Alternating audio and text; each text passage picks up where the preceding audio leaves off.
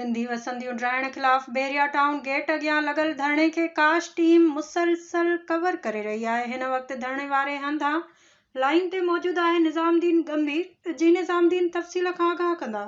जी बिल्कुल, इन वक्त असां मौजूद आहियूं बैरिया टाउन कराची जे गेट ते, जिते सिंध एक्शन कमेटी जे तरफ़ खां धरणो लगायो वियो आहे।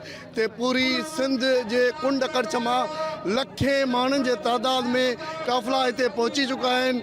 हिन सिंधी नौजवाननि जो सिर्फ़ु इहो मुतालबो आहे त बैरिया टाउन जो मालिक मलक रियाज़ हितां भॼी वञे ऐं जेको सिंधियुनि जे ज़मीननि ते ऐं सिंधी ॻोठनि ते जेके हिन कब्ज़ा करे ऐं सिंधी नौजवाननि ते तशदुद कया उनजो अज़ालो वठी ही बैरिया टाउन छॾे हितां भॼी वञे।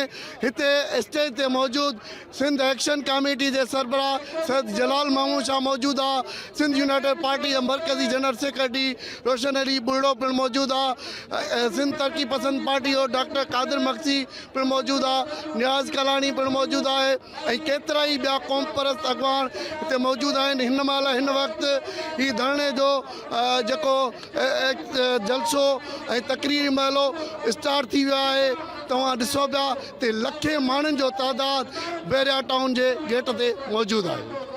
बिल्कुलु, हिन वक़्तु असां मौजूदु आहियूं बैरिया टाउन कराची जे गेट ते, जिते सिंध एक्शन कमेटी जे सॾ ते धरणो शाम 7 बजे ताईं धरणो लॻायो वियो आहे, जंहिंजे लाइ असां हिन महिल असां मौजूदु आहियूं। तव्हांखे ॾसूं पिया बैरिया टाउन जे गेट ते पूरी सिंध मां सवे पांधीअड़ा सिंध धरती जा नौजवान पहुची चुका आहिनि ऐं तव्हांखे इन कैमरा में तव्हांखे ॾसे रहिया आहियूं। हिन महिल उहे सिंध जा नौजवान सिंधी नौजवान ऐं सिंध जे क़ौम परस्त अॻवाननि जे सरबराही में बैरिया टाउन जे गेट ते अची बैरिया टाउन जे गेट जे अंदरि दाख़िल थी चुका आहिनि। हिननि जो मुतालबो सिर्फ़ु इहो ई आहे त मलक रियाज़ या सिंध मां भॼी वञे या मलक रियाज़ जेके ज़्यादतियूं कयूं आहिनि सिंधी वासियुनि जे ॻोठनि तां, जेको उन्हनि ते ज़मीनुनि ते ऐं उन्हनि जे ॻोठनि ते कब्ज़ो कयो आहे ऐं उनखां अलावा जेके सिंधियुनि ते तशदुद कया उनजो अज़ालो भरे या त हितां सिंध मां पंहिंजे बैरिया टाउन खे ख़तमु करे हलियो वञे। जी।